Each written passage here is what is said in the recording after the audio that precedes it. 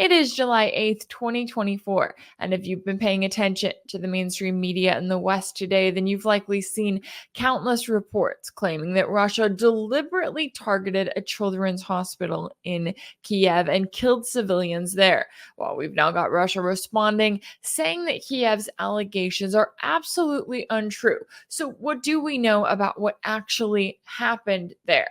And all of this comes as you also have the Russian military revealing that they destroyed 3 US-made HIMARS systems in Ukraine and that they targeted 10 foreign specialists in the process. Now, what do we know about these foreign specialists? Do we know which country they're from? Well, not necessarily, but we also have to ask ourselves the question of why Russia is highlighting this and putting this out there in the first place. Because, of course, the West, whatever the country is that is sending these foreign specialists over, they know exactly who was there and who was killed. But does the public know? I would argue that they need to know. Well, we discussed all of this and more earlier with a special guest, so let's take a listen to that conversation now. Joining me now to discuss is international relations and security analyst Mark Sleboda. Mark, thanks so much for taking the time to join me today. Rachel, thanks for having me. It's always an honor and a pleasure to be on the show. Always good to have you. Now, I want to get your take on the latest here as Russia's defense ministry revealed earlier today that the Russian military has destroyed 3 US-supplied HIMARS along with some of the foreign military personnel helping Kiev to operate the missile arrays. They noted that this was accomplished through the combined actions of Russian warplanes, drones, artillery, and missile forces. Will you take us through this update and also the significance of Russia specifically highlighting that they killed up to 10 foreign specialists servicing these systems? Yeah, so this incident occurred in the Kherson region, and the Russian Ministry of Defense is claiming, and they've got some video evidence to back it up, that they detected 3 HIMARS systems preparing to make an attack. And they quickly reacted and with missile strikes destroyed 3 of these US HIMARS systems. And these are the systems that are used not only to fire normal HIMARS rockets, but also the longer range ATACMS that was supposed to be the latest wonder weapon, Wunderwaffe, that was going to do incredible damage. And Russia has placed a high priority on tracking these systems down and destroying them. They've also proven somewhere around 60 to 70% effective when they have sufficient air defense and electronic warfare in an area of being able to take down the missiles themselves in mid-flight. But in this case, it wasn't necessary.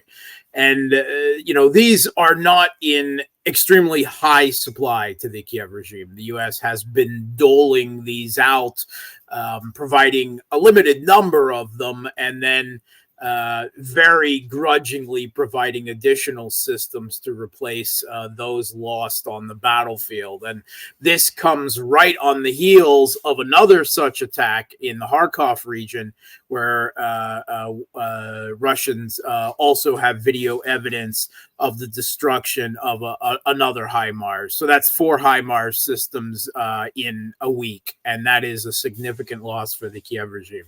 And this time, the Russian Ministry of Defense was taking advantage, I think, of the video evidence they had of this with their reconnaissance drones, and highlighting the fact that there were 10 foreign specialists. Now, I don't know whether they know or who the nationality of these Western specialists were.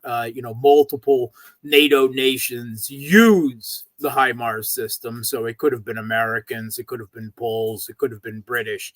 But previously, we have heard from the German Chancellor Olaf Scholz, who admitted that Western specialists are operating these high-tech systems like the HIMARS, like the British and French cruise missiles, air-launched cruise missiles, the Storm Shadows and the Scalp, and other such systems. And this was reinforced by this leaked audio of German generals plotting to blow up the Crimean bridge with German Taurus cruise missiles, and by statements by the Polish president. So the Western mainstream media has acknowledged it at this point, right? That there are Western specialists operating these high-tech systems. And by drawing further attention to that fact, Russia is drawing further attention to Western publics. You know, your boys are in uniform, are dying in Ukraine, and your governments are not being open about it. Are you okay with that? Because we can keep doing this, right? But you have to decide whether you want to hold your governments responsible. And I think that's the message that the Russian government is saying. This isn't so much to the Western governments. I mean, the Western governments know they're there, obviously. And the Western governments know the Russians know they're there. This is the Russian government letting Western publics know that they're there and they're dying. Yeah, that's interesting too when it comes to, just how much the public actually takes that into account, catches on to, I guess, what's being put out there. Now, if you were to look at the mainstream media here in the US, I would say that the most viral story today is one claiming that Russia not only hit, but specifically targeted a children's hospital in Kiev. Now, the Russian military has responded. They did confirm firing a barrage of long-range missiles on Monday, but they stressed that it was targeting military factories and airfields in Ukraine, saying, quote, claims by representatives of the Kiev regime alleging a purportedly deliberate Russian strike on civilian sites are absolutely not true. Numerous photos and videos from Kiev irrefutably confirm destruction by a Ukrainian anti-aircraft missile, which was fired by a launcher positioned inside the city. Now, do we know what actually happened, and what do you make of kind of what the media has said about this so far? Yeah, so Russia did indeed make two salvos of missile strikes, not just in Kiev, but across Ukraine. The first wave came last night, and that was used to both hit military industrial sites where weapons were being manufactured, but also in that circumstance to suss out, to identify where the Kiev regime's Western supplied air defense systems are. And then the second salvo was, to back up the first, but also specifically to take those air defense systems out and using Iskander ballistic missiles and others that the Kiev regime has no ability to bring down with the Patriot or anything else that they're using. So by all accounts, that was effective. And the Kiev regime is claiming that Russia deliberately targeted a civilian site. And accidents happen in war. There is no evidence in this conflict that Russia is deliberately targeting civilian sites.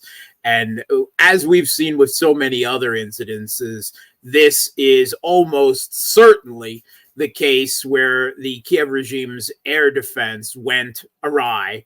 And one of the air defense missiles, upon falling, hit this particular site. And both the type of damage done to the building and the videos that have appeared on Ukrainian social media from Ukrainians, using cell phone cameras and the like, that recorded the incident, and there are several such videos, clearly show that this was not the result of a Russian weapon strike, which means that it's a tragedy. It's something that happens in war, and very much this is I think the evidence is overwhelming, similar to the incident that happened last week, a week ago, in Crimea, in Sevastopol, where a U.S.-made ATACMS missile with cluster munitions was diverted off course by Russian electronic warfare, at least according to the initial reports from the Russian Ministry of Defense,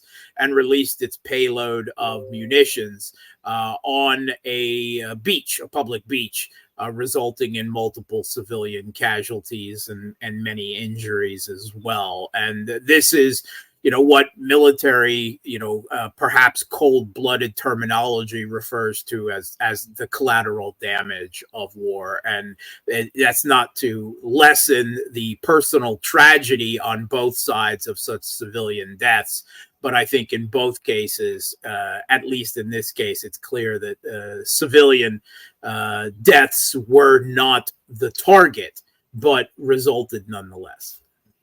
Yeah, and it's been interesting to see how I know the mainstream media, certainly here in the US, every single headline is, oh, Russia targets children's hospital. And really, they are taking this incident and blowing it up in every way possible, which does not come as a surprise given to how they've covered this conflict. It's happened from the very beginning of this conflict, and there have been many, many incidences of such air defense missiles going awry. And it is, of course, very, very good that in this particular case, it was, Ukrainians filming the attack and uploading it, because the Kiev regime has made illegal, right, actively pursues anyone who takes such videos and puts them on social media.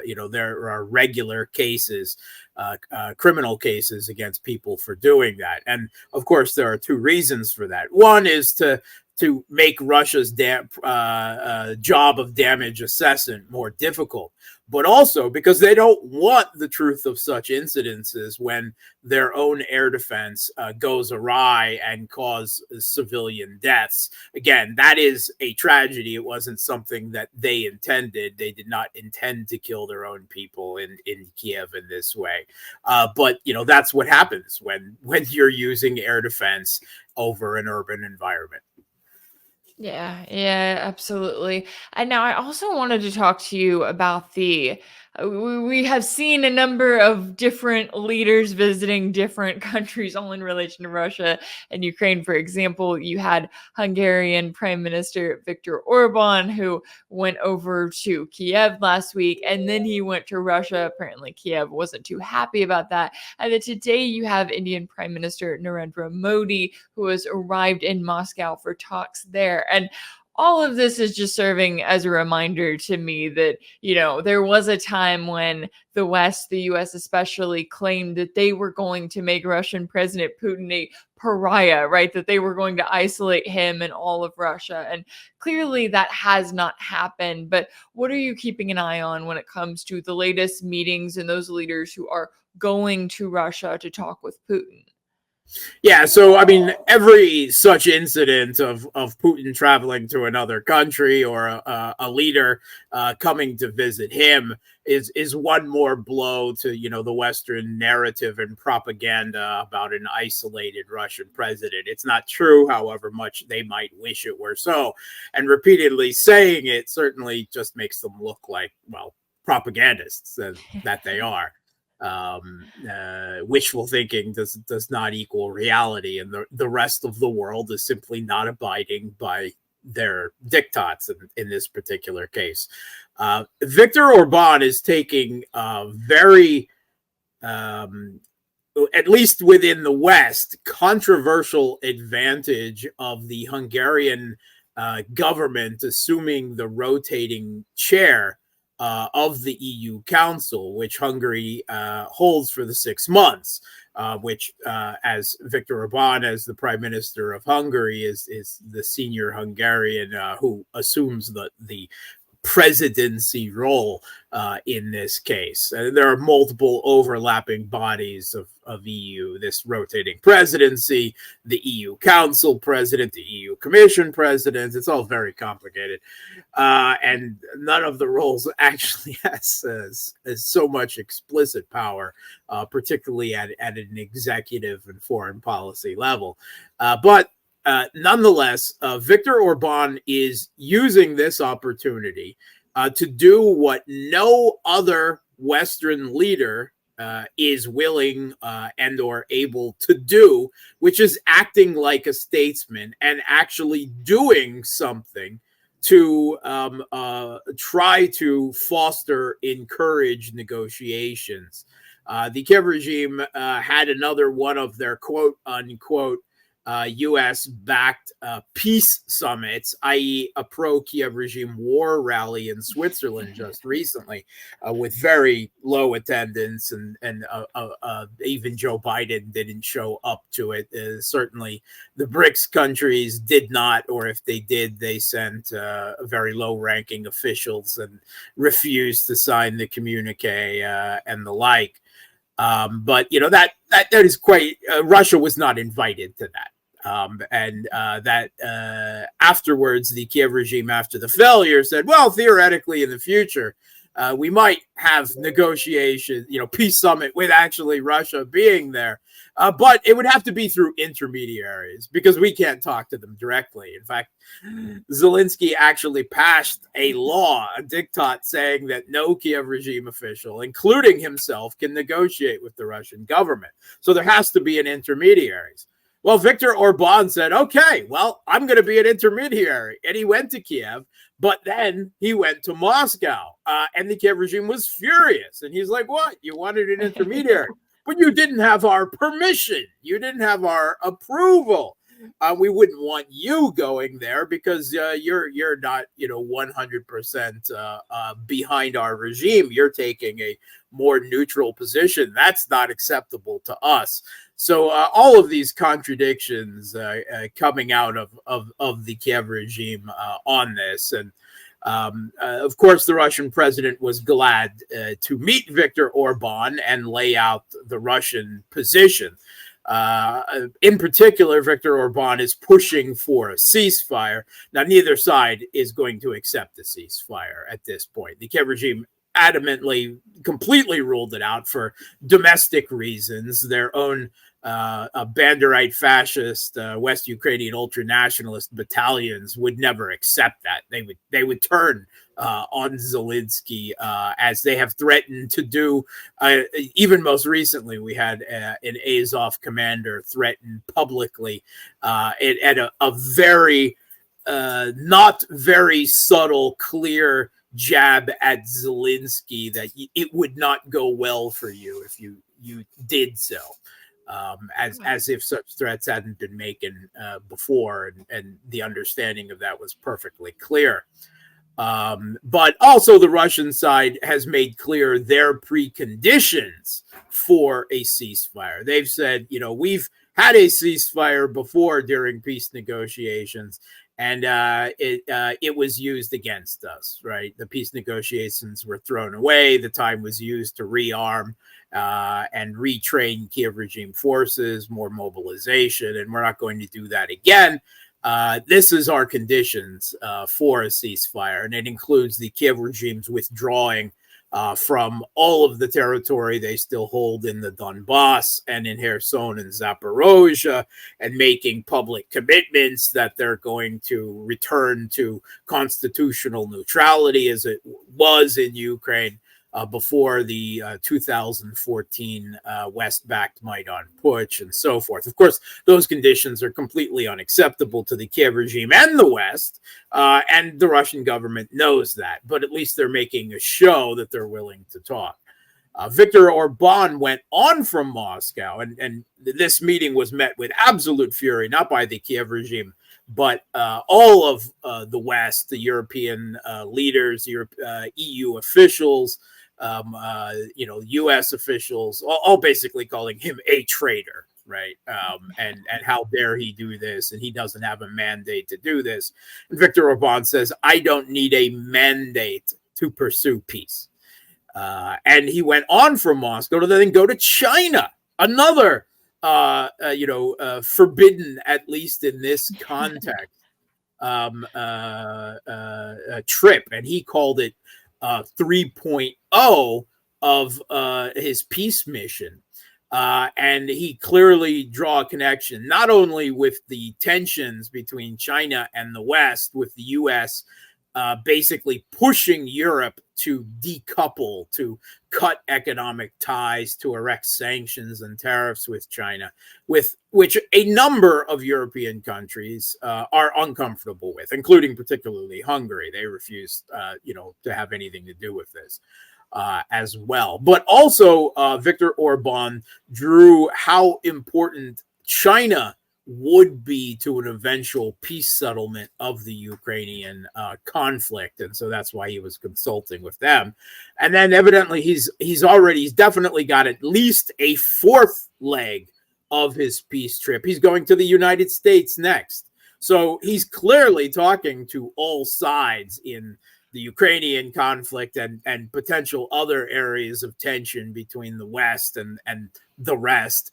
Who would have thought that the conservative Viktor Orban, labeled by the Western mainstream media as far right, mostly because of his foreign policy and unorthodoxy with the West, is playing the statesman role that no other Western official can and will do, and actually pushing for peace, something that quite clearly the rest of Europe and the United States has no interest in.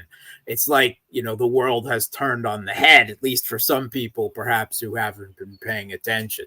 But even if nothing is achieved by this, Viktor Orban is taking a first step, and he is doing the moral thing, the right thing in this particular situation, that it would be better for the world to reduce these tensions and to settle these matters diplomatically, because of course, not only of those dying in the conflict now, but for the potential of it to spin further out of control into some type of global World War III type scenario, which is very real. I mean, there's a very real possibility of that.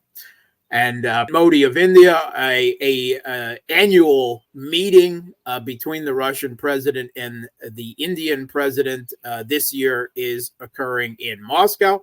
Modi accepted Putin's invitation. He arrived with much fanfare, I think, in both Russia and India.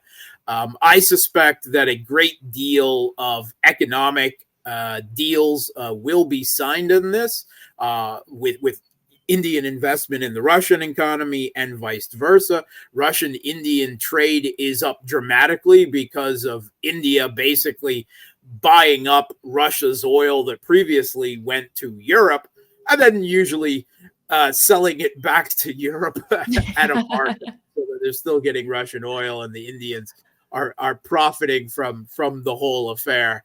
That's all on you, EU taxpayers. I don't know what to say about that. But also, I think that Modi is very careful to. He's showing a great deal of interest in Russia and the Russian economy, because he doesn't want Russia tilting even further than they have into, shall we say, the Chinese camp, with Russia's, strong strategic partnership with China, which is, I think, by any measure, more important for Russia today than its relationship with India. India itself having been flirting with the U.S. Because of its geopolitical tensions with China. But India doesn't want to let go of the third pole position that Russia plays, quite often by keeping peace between China and India, or at least serving as a neutral facilitator of talks and them managing each other's differences. So I think that is one of the key things on Modi's mind. But he also has to be aware that the U.S. is continually threatening secondary sanctions against India. not only for Indian companies trade with Russia, but for Indian companies trade with Iran and the oil trade. And there, the U.S. has laid sanctions. And I think Modi really needs to reassess. He talks about the United States as another partner. What kind of partner sanctions you for refusing to obey their economic diktats about who the sovereign and independent great power of India can and cannot trade with? That is something, I think, for Modi to answer to his own people. Yeah, it's always interesting how the US has decided that, its rules are going to apply and everyone's just going to follow them. And I guess that works up until a certain point, and we may be, at least hopefully, getting to that point. Certainly a lot at stake here all around. And I really appreciate you taking the time to join me today to break down all of the latest international relations and security analyst Mark Sleboda. Thanks so much for your time and insight. Thanks for having me. If anything in this video resonated with you, be sure to like it, share it with your friends, leave a comment. And as always, don't forget to subscribe. And if you want to keep up with all of my work, make sure that you're subscribed to my page on Substack. That's rachelblevins.substack.com. If you want to support my work, you can also check out my page on Patreon. That's patreon.com/rachelblevins. That's where you can sign up as a monthly paid subscriber and join the community there. As always, thank y'all so much for all of your support, and I'll see you next time.